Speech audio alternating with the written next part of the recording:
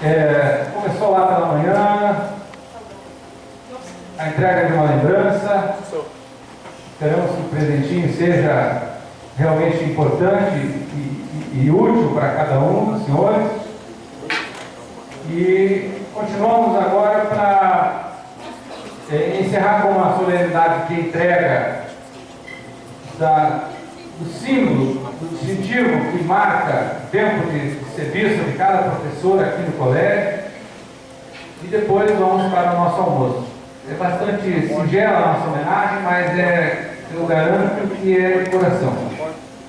Os alunos nos provocam a isso. Nós todos fomos alunos um dia e devemos muito aos nossos mestres. E o que se pode fazer é aproveitar o dia do professor e agradecer. Talvez não tenha palavras para isso, seriam insuficientes, mas que cada gesto seja interpretado com muito carinho da nossa parte. Gostaria de antes apresentar a nossa nova professora, a professora Sônia, né, a quem nós recebemos com muito carinho. Está chegando, não tem uma semana, chegou em boa hora, em dia de festa, né? Seja muito bem-vinda, professora. Receba nossas palmas, né?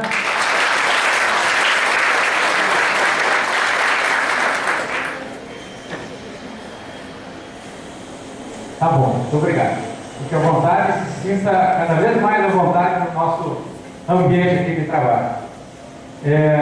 Vamos então para a entrega dos distintivos, né?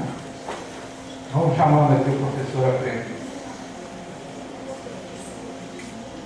Primeiro, a medalha de 5 anos de colégio. Tenente de Norá, está de serviço hoje, está de oficial de dia. Mas pode aparecer também, né? Porque está de serviço. Muito bem, General, é isso aí. Vem cá. Tem mais?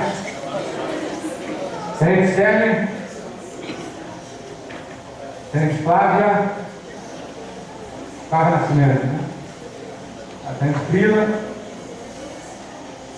Camila. Priscila. Juliana Halt. Maria. Cristiane. E 10 anos, o professor Marcos Vinícius.